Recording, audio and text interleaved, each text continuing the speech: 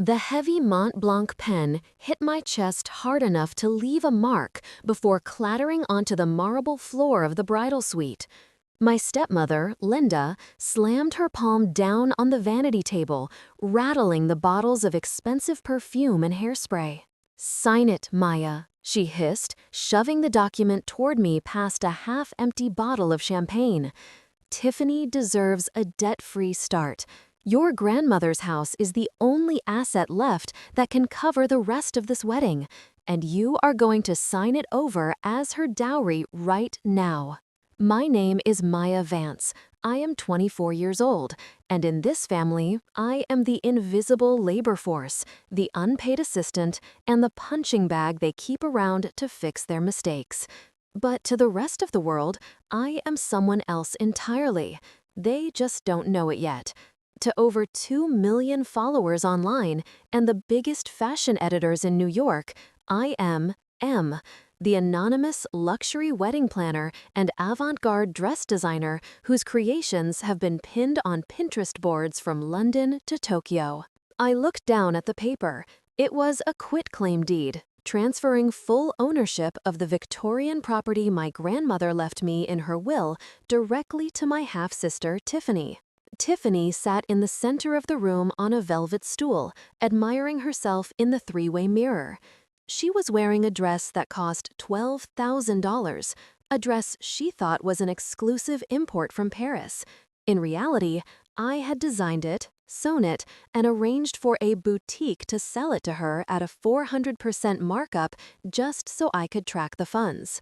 She didn't look at me. She just adjusted her diamond earrings and laughed. "Don't be selfish, Maya. You can't even afford the property taxes on that old place. Just sign it. Consider it your gift for being allowed to be my maid of honor." Allowed, as if spending 6 months running errands, addressing invitations, and altering bridesmaid classes for free was a privilege? I bent down and picked up the pen. It was heavy, black lacquer with gold trim. Linda always liked accessories that looked expensive, even if she bought them on credit. "You already spent the college fund," I said, my voice calm. I wasn't asking, I was stating a fact. $82,000 that Dad put aside for my master's degree. You drained it 3 months ago to pay for the floral arch and the deposit on this venue. Linda's eyes narrowed. She took a step closer, towering over me in her mother-of-the-bride gown that was a shade too close to white. "That money was for family expenses. This wedding is an investment in this family's future. Tiffany is marrying a Chadwick. Do you understand what that means? When she secures this marriage, we all win. You should be thanking us for including you." She jabbed a manicured finger at the document. "This house is the last piece. The Chadwick family expects a dowry. It shows we have assets. You sign this, or you pack your bags and leave. No family, no contacts, nothing. You'll be dead to us." The air in the room was thick with the smell of hairspray and entitlement. Outside the window, I could hear the string quartet warming up in the garden. This wasn't just any venue. This was the Harrington Estate, the most exclusive historic manor in the state. It was booked solid for 2 years. Linda had bragged to everyone that she pulled strings to get it. She bragged that she paid a premium to secure the date. She had no idea that she was currently screaming at the landlord. I looked at the quitclaim deed again. Paragraph 4 stated that I, Maya Vance, relinquished all rights, title, and interest forever. "So let me get this straight," I said, twirling the pen between my fingers. "If I sign this, Tiffany gets the house, the husband, and the perfect life. And I get to stay in the family?" Tiffany turned around, her skirt rustling with layers of silk organza. "God, you make it sound like a transaction. It's called being a sister, Maya. Just sign the paper so we can go take pictures. You're ruining my vibe." I looked at Linda. Her face was tight with impatience, checking her watch. 5 minutes, Maya. The ceremony starts in 30. Sign it or security escorts you out. and I tell your father you caused a scene and abandoned his dying wish to keep us together. My father had died 4 years ago. Using him was their favorite trump card. I smiled. It wasn't the submissive, scared smile they were used to. It was sharp. It was the smile of a CO who knows the merger is already dead in the water. "You're right, Linda," I said softly. "Family is everything." I slipped the heavy Mont Blanc pen into the pocket of my bridesmaid dress. "I'll hold on to this," I said. "I wouldn't want to lose it before the signing ceremony." Linda let out a breath of relief, mistaking my delay for submission. "Fine, we do it right after the vows, in front of the notary I hired. Don't test me, Maya." "I wouldn't dream of it," I replied. I turned and walked toward the door to line up for the procession. As I grabbed my bouquet, my phone buzzed in my hidden pocket. A text from my head of security. "Assets secure. Projectors linked. All doors locked except the main exit. We are ready when you are." Linda thought she was securing a dowry.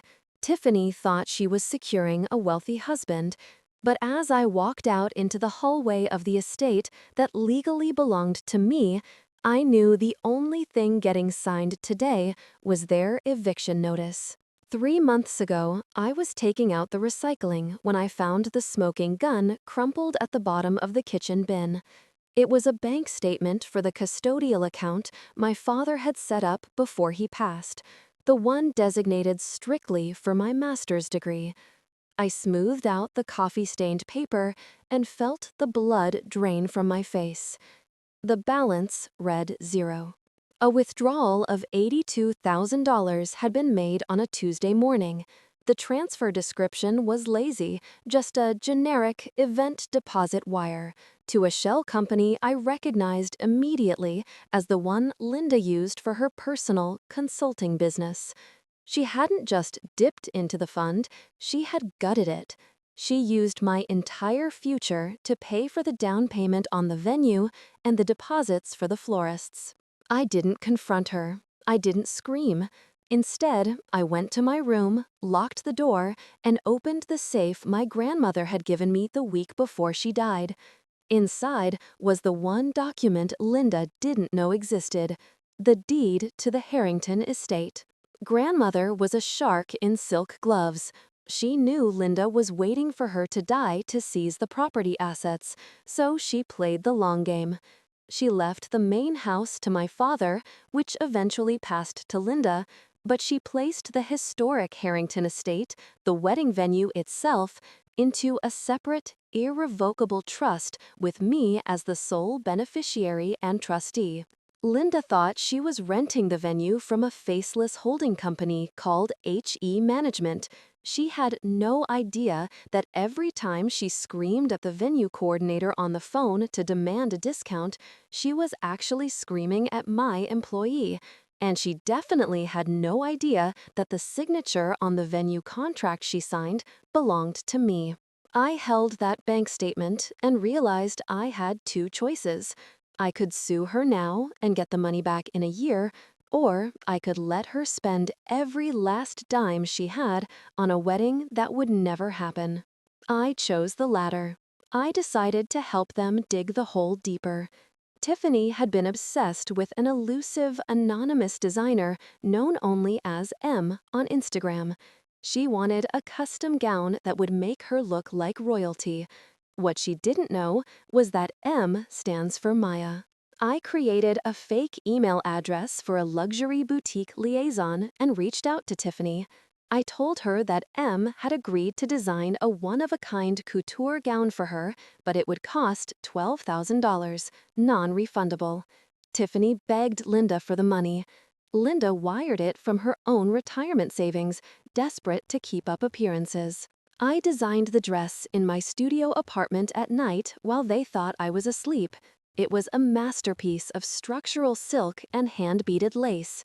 When it arrived, Tiffany cried tears of joy, completely unaware she was wearing the work of the sister she called the help. I kept the receipts, the design sketches, and the wire transfer records. It was intellectual property theft and fraud wrapped in white satin. But the final nail in the coffin didn't arrive until 48 hours ago. It was the night of the rehearsal dinner. The estate was quiet, the guests had gone back to their hotels, and I stayed behind to clean up as Linda had ordered. I was carrying a crate of wine glasses down to the cellar when I heard giggling. I stopped at the bottom of the stone stairs. Through the crack in the tasting room door, I saw them. Chad, the groom who was supposedly the golden ticket for our family, was pressed against a wine barrel.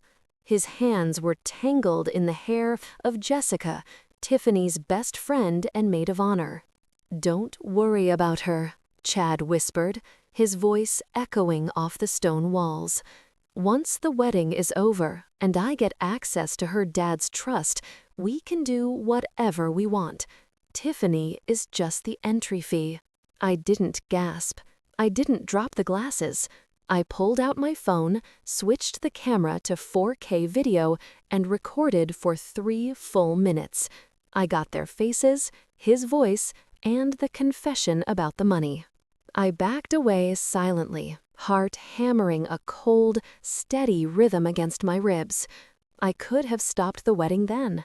I could have saved Tiffany the humiliation. But then I remembered the $82,000. I remembered the quitclaim deed she tried to force me to sign. I remembered the years of being treated like a servant in my own home. They wanted a show? I would give them a show. I uploaded the video to a secure cloud server and synced it to the main projection system of the Harrington Estate.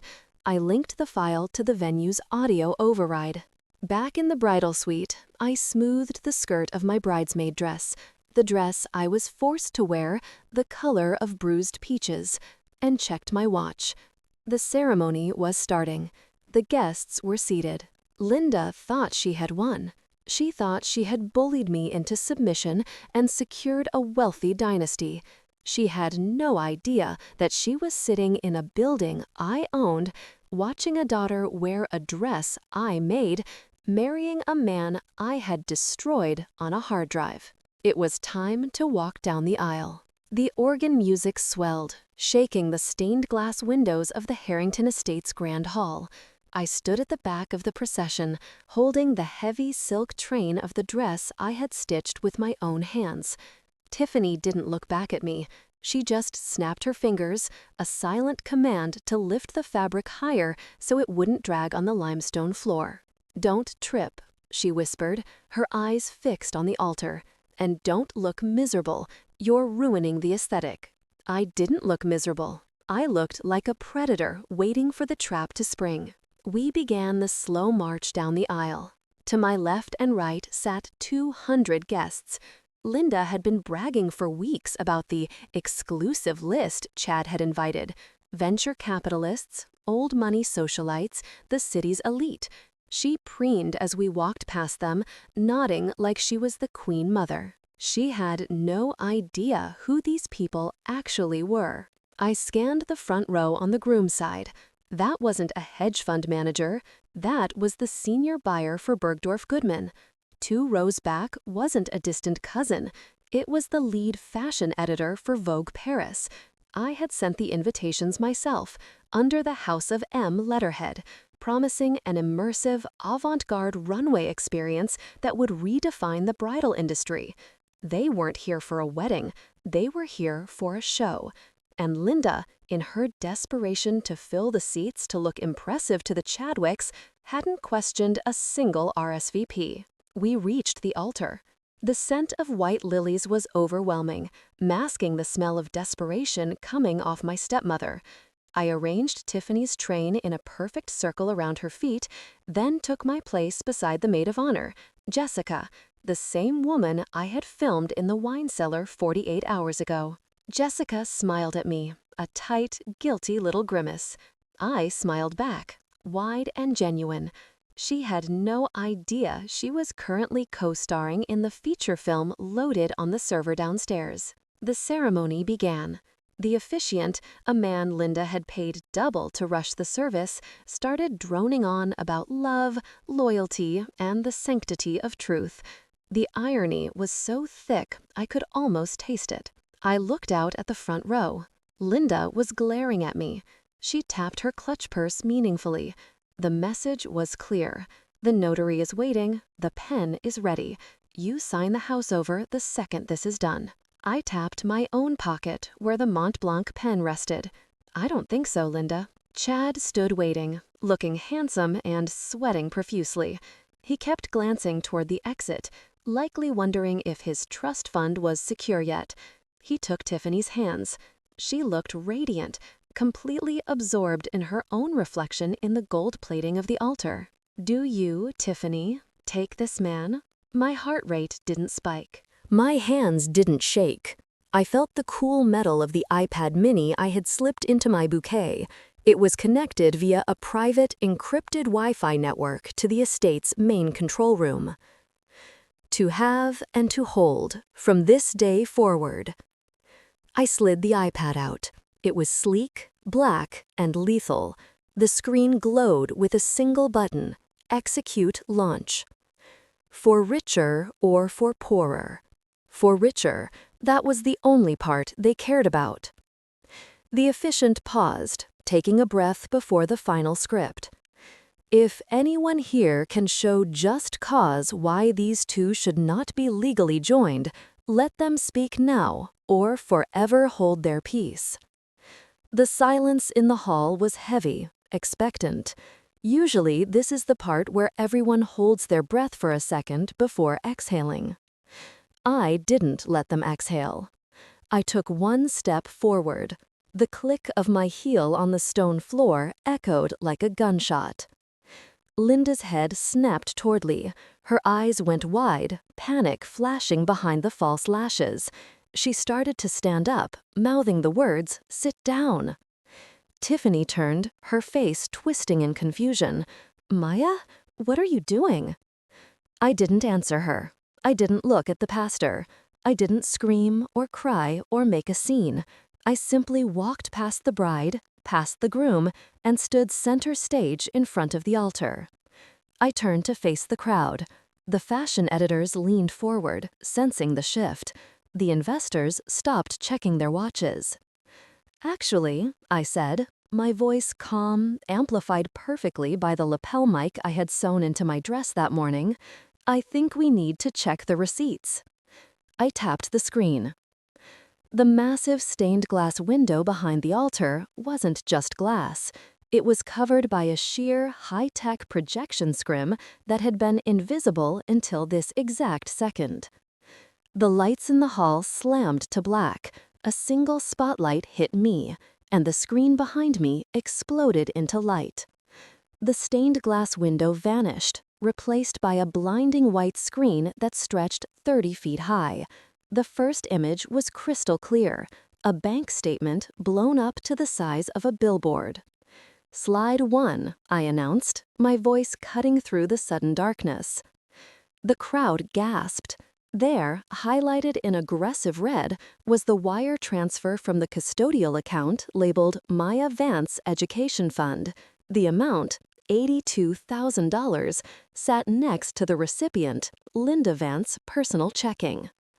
"This is the college fund my father left me," I said, gesturing to the screen like I was giving a quarterly earnings report. "And this is the timestamp showing it was drained 3 months ago to pay for the flowers you're smelling right now." Linda let out a strangled scream from the front row. "Turn it off, it's a lie, security." "Security works for me, Linda," I replied, "because security is paid by the venue, and you're not the owner." I tapped the tablet again. The screen flickered. The bank statement disappeared, replaced by high-definition video footage. The timestamp in the corner read 48 hours ago. The setting was unmistakable, the stone walls of the Harrington Estate wine cellar. The audio boomed through the hall's surround sound system. "Once the wedding is over and I get access to her dad's trust, we can do whatever we want. Tiffany is just the entry fee." On screen, Chad's face was perfectly clear. He was pressed against a wine barrel, his hands wandering over the maid of honor, Jessica. The silence in the room shattered. Tiffany spun around, her face a mask of horror. She looked at the screen, then at Chad, then at Jessica, standing right next to her. "You," Tiffany choked out. She slapped Chad so hard the sound echoed off the limestone. "You bastard." Chad stumbled back, his face pale as death. "It's deepfake. It's AI. She made it up." "It's 4K raw footage," I corrected him. "And Jessica has a distinct tattoo on her shoulder. Zoom in." The screen zoomed. The butterfly tattoo on Jessica's shoulder was undeniable. Jessica burst into tears and ran down the side aisle, tripping over her own dress. Pandemonium erupted. Linda was on her feet, clawing at her husband's arm, trying to stand but failing. The guests were standing now, phones out, recording every second. I wasn't done. "Ladies and gentlemen," I said, my voice commanding the chaos, "the wedding is canceled due to fraudulent use of funds and breach of contract." I tapped the screen one last time. A legal document filled the wall. Deed of trust, the Harrington Estate. Owner, Maya Vance. "You see," I continued, looking directly at Linda, "you can't sign over a house as a dowry when you're currently trespassing in it. This estate doesn't belong to the family trust. It belongs to me. My grandmother left it to the one person she knew wouldn't sell it for parts." Linda froze. Her mouth opened, but no sound came out. She looked at the deed, then at me, and the realization hit her like a physical blow. She had been screaming at her landlord for months. "As the legal owner," I announced, "I am exercising my right to evict. Linda, Tiffany, Chad, you have 10 minutes to vacate the premises before the police arrive to press charges for embezzlement and theft." I turned to the confused, thrilling crowd of fashion elites. "But for the rest of you," I said, reaching for the zipper of my hideous peach bridesmaid dress, "please stay seated." I ripped the zipper down. The ugly fabric pooled at my feet. Underneath, I was wearing a masterpiece, a structural, avant-garde gown of midnight blue silk and metallic thread that caught the spotlight like armor. It was the flagship piece of my new collection. "Welcome," I said, spreading my arms as the projection screen shifted to a sleek, animated logo, "to the official launch of House of M." The fashion editors didn't hesitate. They stood up and applauded. 6 months later, the morning sun streamed through the high-arched windows of my office at the Harrington Estate. The room that was once a dusty storage space where Linda hid her hoarding habits was now the headquarters of House of M. Downstairs, in the grand hall where Tiffany had stood crying in her ruined makeup, a team of 20 seamstresses was busy preparing my spring collection for Paris Fashion Week. My red wedding launch hit 40 million views in the first 48 hours. The fashion world didn't just accept the drama, they devoured it. The editors I invited called it performance art. My pre-orders sold out in minutes. I wasn't just a designer anymore. I was a brand built on the ashes of a dynasty that tried to burn me. But while my stock was rising, the people who tried to bury me were finding out just how deep the grave actually was. Linda's trial is scheduled for next Tuesday. It turns out that draining a custodial trust fund across state lines constitutes wire fraud. When the police looked into her consulting shell company, they found she hadn't just stolen my $82,000. She had been embezzling from my father's life insurance policy for years, forging signatures to keep the premiums while pocketing the dividends. She is currently out on bail, but not for long. The last I heard, she had to sell her beloved Mercedes just to pay the retainer for a public defender, because no high-end firm in the city would touch her toxic case. Tiffany didn't fare much better. The marriage was annulled before the paperwork even hit the county clerk's desk. The Chadwick family, horrified by the public exposure of Chad's affair and the viral humiliation, cut ties immediately. They threatened to sue her for the cost of the rehearsal dinner. Without a rich husband or a mother to fund her lifestyle, reality hit Tiffany hard. I stopped by the luxury mall last week to check on a display, and I saw her. She was working the counter at a mid-tier makeup store, wearing a name tag that was crooked, trying to sell lipstick to a woman she used to snub at the country club. She saw me, froze, and then looked down at her shoes. I didn't say a word. I just bought a lipstick and left. As for Chad, the video of him in the wine cellar became a meme that refused to die. He lost his job at his father's firm and moved 2 states over to escape the ridicule. I spun my chair around to look at the wall behind my desk. Framed in UV-protected glass was the quitclaim deed, the one Linda had thrown at me, the one I had refused to sign.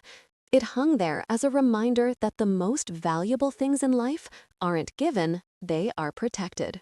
I reached into my desk drawer and pulled out the heavy black Mont Blanc pen. The gold trim still gleamed under the office lights. It was the same pen Linda had thrown at my chest, the one she demanded I use to sign away my legacy. I twirled it between my fingers, feeling the weight of it. My assistant knocked on the door. "Maya, the Vogue team is here for the cover shoot. They want to know if you have a specific prop you want to include." I smiled, looking at the pen, then at the deed on the wall. "Yes," I said, slipping the pen into the pocket of my blazer. "Tell them I'm bringing the pen that wrote my future." I walked out of the office and onto the balcony, overlooking the estate gardens. The flowers were blooming, bought with my own money this time. The air smelled of success and expensive fabric.